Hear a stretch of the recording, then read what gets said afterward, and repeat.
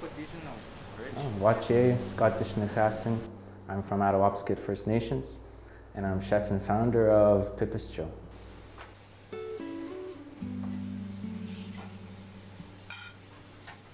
I think I've always had that passion just because my earliest memories of food are just with my grandparents and smoking geese over the fire in a teepee and making stews and camping out on the land and picking blueberries and cooking anahuna over the fire, which is bannock. And that, just those memories alone like bring me so much joy and excitement for food. But also exploring Indigenous food is something that's not documented, and it's actually a difficult thing. It's like relearning cooking again, like taking those training wheels off and putting them back on to learn Indigenous food, because in school you're taught European techniques, right? Very colonial views, and Indigenous food is not included in that curriculum. So hopefully I can make a change, and all these other chefs can also do that same.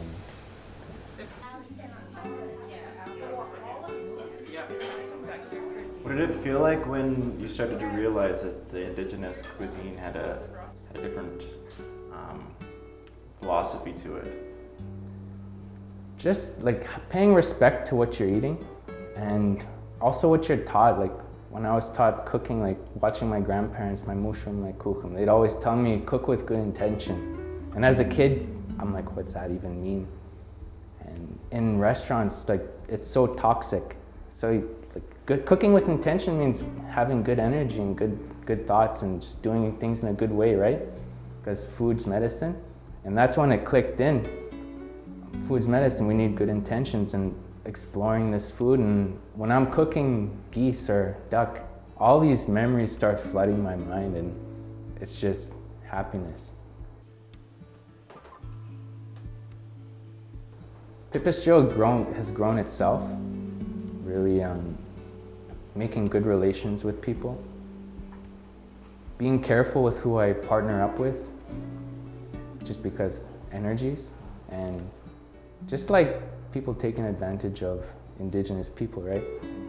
Also, I think food's medicine, right? And food is medicine. People see you through your actions.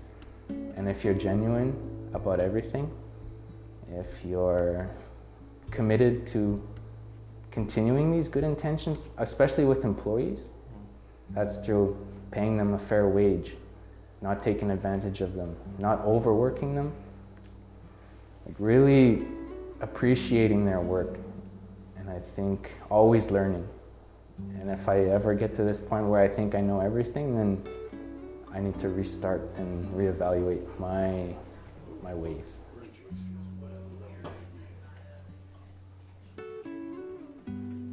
What are some misconceptions people have about Indigenous cuisine?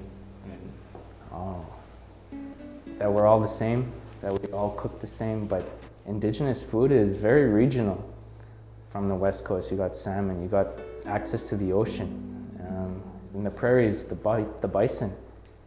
Where I'm from, we hunt geese in March. We call it the Amiskwaciwâskahikan, which means goose moon. And on the East Coast, you got a bunch of stuff that I'm still learning about. But you also have moose meat, but also there's different techniques of doing stuff, right? And that's a learning experience. And also this food that we do at Pei Pei Chei Ow is also educating settlers in telling that we're not all homogenous, we're not all the same. We do different things. My perspective of food is going to be different from your perspective of food. Or a perspective from back home is going to be different from mine, if that makes sense. We actually just order from suppliers, because again, serving actual indigenous foods is illegal, like hunted moose or goose or anything wild that's not inspected.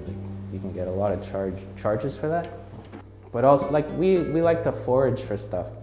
Last summer we foraged for a wild horseradish, and we got gagigepokwa, which means it's Labrador tea. or high bush cranberries, or bog cranberries. A lot of foraging. So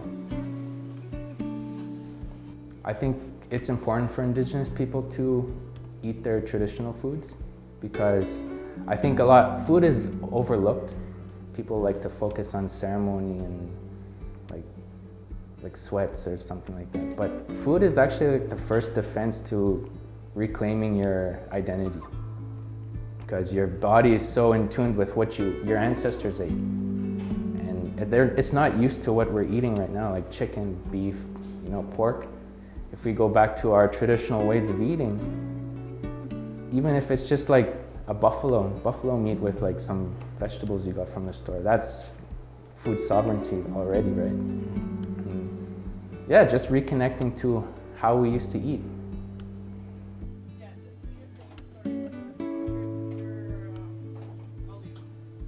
Yeah, my hopes is to do more dining experiences and getting other Indigenous chefs involved. My goal right now is to open Pei Pei Chei Ow full time and to hire Indigenous people.